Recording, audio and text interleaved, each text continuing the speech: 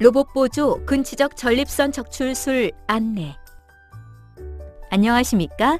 본 동영상은 환자가 시행받을 수술에 대한 정보를 애니메이션을 통해 알기 쉽게 제공함으로써 동의서 작성을 위한 의료진의 설명 과정을 보조하고 환자 본인이나 보호자가 자주적 의사에 따라 수술 여부를 결정하는 것을 돕기 위해 제작되었습니다. 수술의 목적 및 효과. 전립선은 남성의 방광과 요도 사이에 존재하는 바말 모양의 생식샘으로 정액의 일부 성분을 생산하는 역할을 담당하고 있으며 전립선의 뒤쪽으로는 정관과 정낭이 위치합니다. 전립선암이란 전립선 조직에 발생한 악성 종양을 말합니다. 전립선암은 성장하면서 주위 조직을 침윤하거나 전립선 주변의 림프절로 전이를 일으키며 진행할 경우 뼈나 폐 등의 장기로 원격 전이를 일으키기도 합니다. 전립선암의 치료 방법에는 특별한 치료를 하지 않고 경과를 관찰하는 대기요법, 남성 호르몬을 억제하는 약물을 투여하거나 남성 호르몬을 생산하는 고환을 절제함으로써 전립선암의 진행을 억제하는 호르몬요법, 방사선을 조사하여 암을 파괴하는 방사선요법, 그리고 암이 발생한 전립선을 수술로 절제하는 수술요법 등이 있습니다. 그 중에서 수술은 국소 전립선암의 치료에 가장 널리 적용되는 치료 방법으로 암이 발생한 전립선 전체와 정낭, 정관 등 주변 조직을 절제하고 필요시 암이 전이되었을 가능성이 있는 골반 림프절도 함께 절제하는 근치적 전립선 적출술이 기본입니다. 국소 전립선암의 경우에는 완치를 목표로 암 조직을 완전히 제거하기 위해 근치적 전립선 적출술을 시행합니다. 하지만 국소 진행 전립선암의 경우에는 다른 치료 방법과 병용하여 치료 효과를 높이는 것을 목표로 암 조직을 최대한 제거하기 위해 수술을 시행하기도 합니다. 로봇 보조 복강경 수술은 특수한 수술용 로봇을 이용하여 전립선암 병변을 절제하는 치료 방법입니다. 집도인은 복벽에 5-6개의 작은 절개를 가하고 이곳을 통해 수술용 로봇팔이 장착된 복강경 카메라와 수술 도구를 삽입한 다음 수술대 옆에 설치된 콘솔에서 로봇을 원격으로 조종하여 수술을 진행합니다. 수술용 로봇은 컴퓨터 시스템을 통해 의사 손의 움직임을 전달하기 때문에 사람의 손과 같은 관절 움직임이 가능하고 3차원 입체 영상 및 10배 이상 확대된 시야를 제공합니다.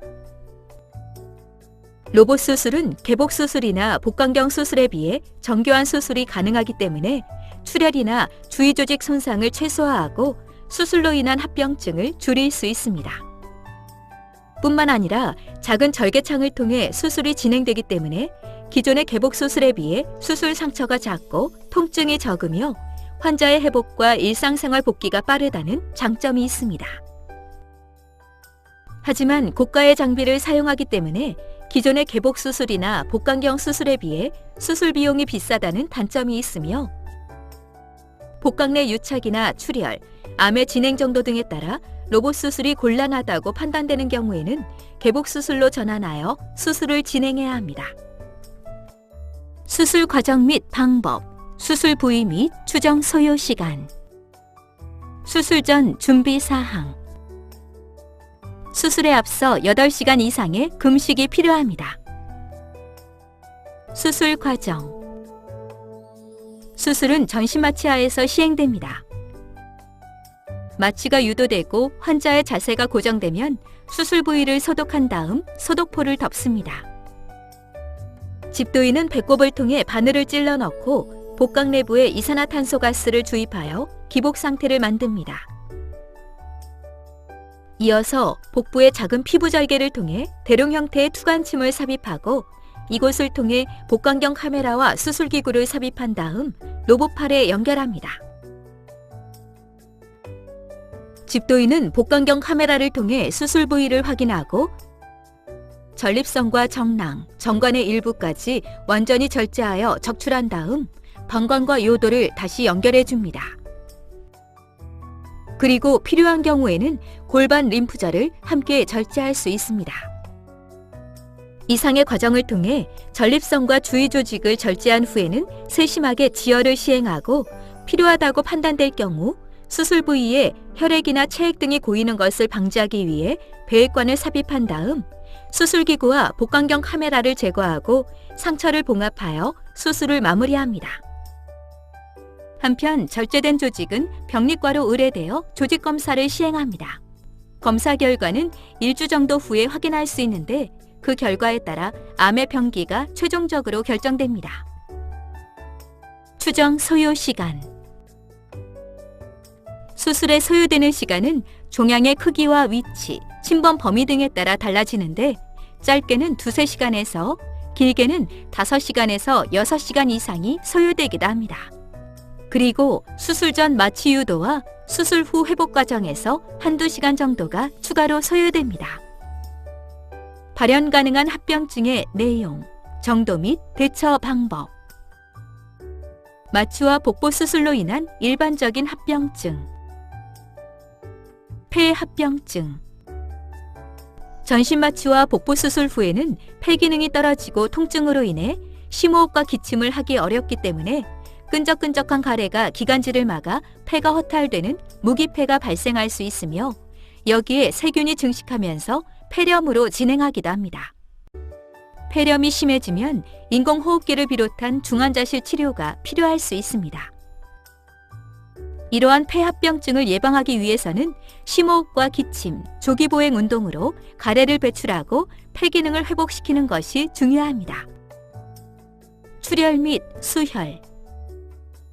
수술로 인해 다량의 출혈이 발생한 경우에는 수혈을 시행해야 하는데 그로 인해 수혈 부작용이 발생하거나 매우 드물게 감염성 질환이 전파될 수 있습니다. 그리고 환자에 따라서는 수술 후 회복 과정에서 출혈이 발생할 수 있으며 출혈이 심한 경우에는 지혈을 위한 시술이나 응급 재수술이 필요할 수 있습니다. 감염, 농양. 수술 상처에 감염이 발생하면 소독과 재봉합 등 상처 치료가 필요할 수 있습니다. 복강 내부에 염증이 발생한 경우에는 항생제 치료를 시행하고 농양이 형성된 경우에는 배액관을 삽입하기도 합니다. 장유착과 장폐색. 복부 수술 후에는 정도의 차이가 있지만 거의 대부분 환자에서 소화관이 서로 들러붙는 장유착이 발생합니다. 대부분의 환자에서 장유착은 특별한 문제를 일으키지 않습니다. 하지만 일부 환자에서는 수술 직후 또는 심지어 수십 년이 지난 다음 유착된 부위로 인해 장이 꼬이면서 막히는 장폐색이 발생할 수 있습니다. 장폐색의 상당수는 금식과 콧줄 삽입 등을 통해 호전되지만 환자에 따라서는 수술로 유착된 부위를 풀어주거나 장을 절제하는 경우도 있습니다. 이러한 장 유착을 예방하기 위해서는 장이 정상적으로 자리를 잡을 수 있도록 수술 이후 걷기 운동을 열심히 하는 것이 중요합니다. 절개창 부위 탈장. 드물지만 시간이 지나면서 복부 절개 부위의 근막과 근육이 약해지면 탈장이 발생할 수 있는데 상태에 따라서는 수술적 치료가 필요할 수 있습니다. 로봇 수술로 인한 일반적인 합병증. 투관침으로 인한 손상. 투관침을 삽입할 때 시야를 확보하지 못한 상태에서 기구가 삽입되기 때문에 드물지만 복강 내 장기나 혈관 등이 손상될 수 있으며 필요한 경우 개복 수술로 전환해야 합니다. 기복에 의한 합병증. 수술 시에는 시야를 확보하고 기구를 삽입하기 위해 복강 내부에 이산화탄소가스를 주입하는데 그로 인해 횡격막이 압박되고 이산화탄소가 흡수되어 심폐기능 장애가 발생할 수 있으며 혈관 내로 흡수된 이산화탄소가 기포를 형성하면서 혈관을 막는 가스 색전증이 발생할 수도 있습니다. 개복수술 전환. 수술을 진행하는 중에 유착이나 출혈 등으로 인해 주요 해부학적 구조물이 잘 구분되지 않거나 종양이 주변 조직을 심하게 침범하여 로봇을 이용한 수술이 용이하지 않거나 위험하다고 판단될 경우에는 개복수술로 전환하여 수술을 진행할 수 있습니다. 전립선 및 림프절 절제로 인해 발생할 수 있는 합병증. 주위 장기 손상. 수술 과정에서 직장이나 소장 등의 소화관이나 방광, 요관 등이 손상될 수 있습니다. 소화관이 손상된 경우에는 1차 봉합을 시행하는데 필요한 경우에는 봉합 부위가 잘 아물 때까지 일시적으로 인공 항문을 설치해야 합니다. 방광이나 요관이 손상된 경우에는 방광에 대한 1차 봉합이나 요관 방광 이식술을 시행해야 합니다. 신경 손상.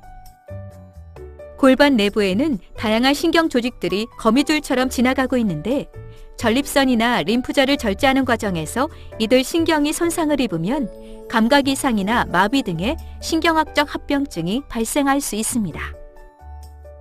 혈뇨. 수술 후에는 소변줄을 통해 어느 정도의 혈뇨가 나올 수 있는데 대부분 시간이 지나면서 저절로 호전됩니다. 하지만 출혈되는 양이 많거나 혈전을 형성하여 소변줄을 막는 경우에는 지혈을 위한 추가적인 조치 등이 필요할 수 있습니다. 소변 유출. 전립선을 적출하고 방광과 요도를 연결한 부위에서 소변이 유출될 수 있습니다. 대부분의 경우에는 장기간 도뇨관을 유치해두고 기다리면 자연스럽게 누출이 감소하면서 치유됩니다. 하지만 자연적인 치유가 어렵다고 판단되는 경우에는 수술 등 추가적인 조치가 필요할 수 있습니다. 배뇨 관련 합병증.